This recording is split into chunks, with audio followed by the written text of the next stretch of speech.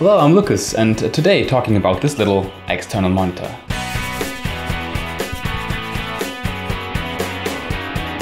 So maybe you saw my last video on the SDI to HDMI converter box, and you saw my little 7-inch Lilliput monitor. However, I sold it actually, and the reason is I have it for some years now, for several years, and I don't use it that much. So I thought selling it would be a good idea, because having money is always a nice thing.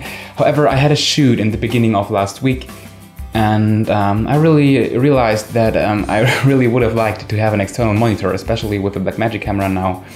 So saving money was not the best idea I had in that moment. So I came across this little guy and decided to give it a go. So as you can already see, the screen is a bit reflective, but we don't want to bother with this for too long. We have mounting threads for 1/4 inch screws on each of the 4 sides of this monitor. Also on the right side there's a headphone jack. We have some buttons on the front. We will go through these in detail later. So on the back we have the connections. We have a USB connection. What this does I will show you later. We have 2 analog inputs, or an analog input and an analog output. Over PNC connectors, this is no SDI, and we have an HDMI input and an HDMI output. You can buy this monitor without the HDMI output. However, I thought because the saving is not that much, so I thought I'd give it a go and try if this is any use for me. And then on the other side we have 2 power connectors. We have one normal DC connector and one over XLR for the provided power supply. So the fun thing about these 2 is that both are labeled with 12 to 24 volt input. However, I was able to use my external battery solution with the 9 volt output. So the range on this one might be a bit wider, so just wanted to share this with you. Personally, I really love the form factor of this monitor, because 7-inch was always a bit too big for me. Now with 5.6 inch, this is just perfect. And the high resolution of this one is really outstanding. I mean, this is the resolution you get from a MacBook Pro in 13-inch, just compressed to this little screen.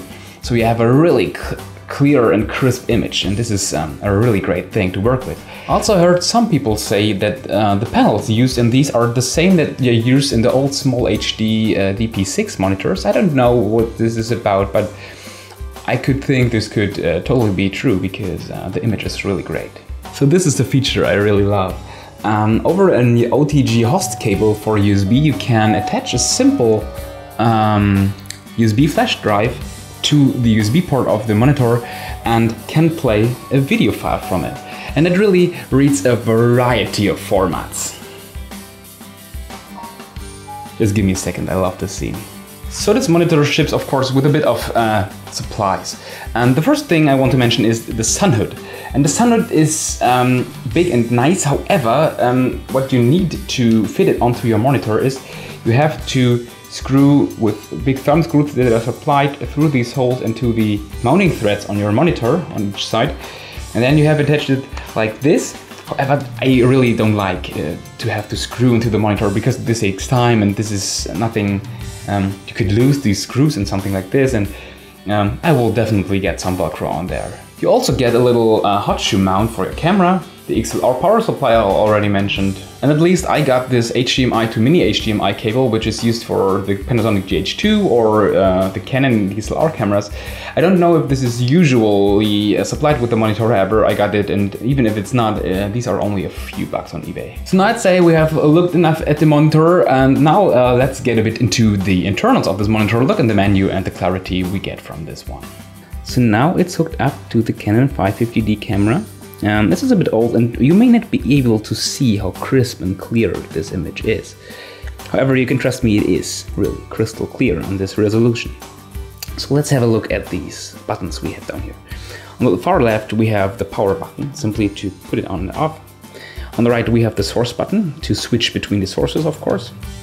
We have a fun button. This one is for special functions, I will show you later. Then we have the exit button, or the 4x3 and 16x9 button.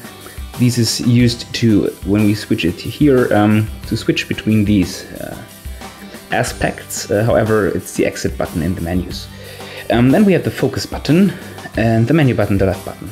So the focus button, when we apply it, this may not be what many people know as a peaking. However, we have an over-sharpened version of this image now. And when we get out of focus, you can see that we don't have these halos, but when we get in focus, you see it's really sharp and crisp. And then we know we are in focus. I saw this a lot on broadcast camera systems, and this was a nice function to work with. And the left button also has this little 5D down here, and this is the so-called 5D mode, which is pretty interesting for Canon camera users. Maybe you know this, when you're on an HDMI monitor with a Canon camera, you hit the record button on the camera and the monitor switches, because the resolution switches from the output of the camera. So when I now press record again, we see it really switches the signal and takes a lot of time. When we hit the 5D button, this won't happen anymore. So the image will stay in SD resolution, which is not perfect either. However, this monitor will do it.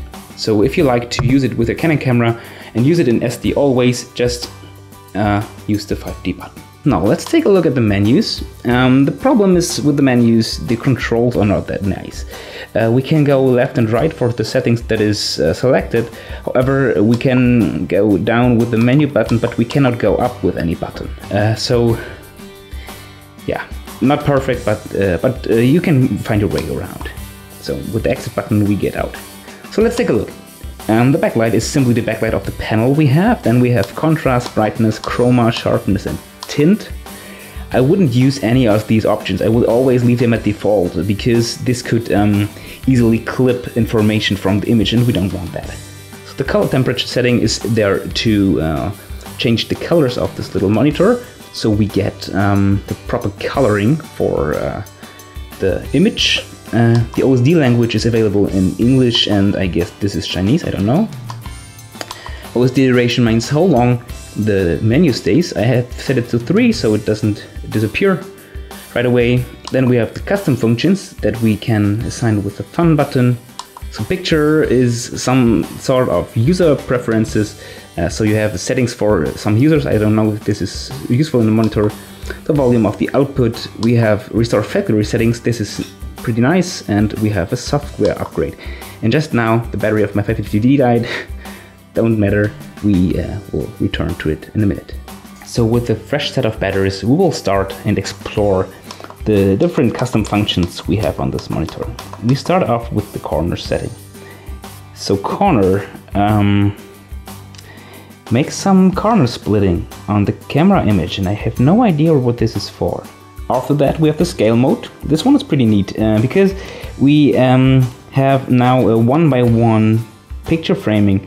So we get the plane signal into the camera, and if this is basically a crop of the resolution. So we have a 1:1 pixel presentation of the image. This is really great to pull focus from. So micro color is the next option. I don't know that much what this is meant to be and meant to do. When I twist the aperture, you see the image change somehow. Maybe this is for some sort of false color usage. I have no idea. Exposure, the next setting, is somewhat same with the micro color setting. It's obviously something to show us with the exposure of the image. However, I don't know what it shows. So basically, as you can see, when I shift the aperture, this changes. Maybe red means something like overexposed, and pink means something like good, or if it's not tinted anyway, it's the perfect skin color exposure. I have no idea. Maybe some people will get behind this. I don't know. So focus is the next option. This is basically the same as in the focus button, so we won't look at this one. And after that we get black and white, which is simply a black and white conversion. So we have guides in here. Basically this is something like CinemaScope guide here. When we toggle through them, we have a 4:3 guide and something for 16:9. This may not work properly with Canon cameras. I think this works better with native video cameras, where you don't have the black bars of the full sensor in the image. However, I think this is a pretty nice thing to have inside the monitor.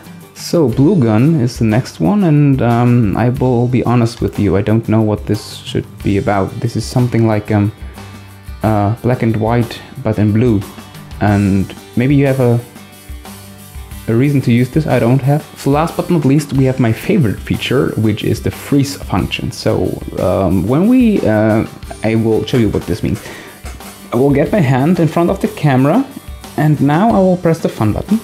And now we see my hands are here, that we have made a screenshot or something like this of the scenery. And this is pretty cool if you have to set up an image and maybe show the director how something is supposed to look, but you don't have the actor on the set right now. So you just put the director in front of the camera, set up the lights, then hit the freeze button, and you can show him what it will look like. And this is pretty neat because you don't have to shift the monitors around or rely on the monitor which is far away from you. And this is pretty cool. And when we hit the fun button again, the normal image will simply reappear, and we are good to go again.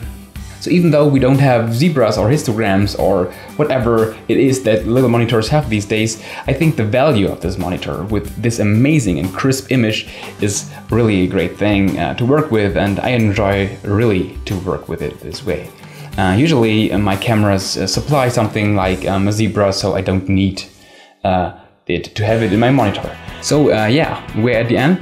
Thanks for watching. I hope you enjoyed this little video. You could subscribe to my channel if you enjoyed this, would help me out a bit.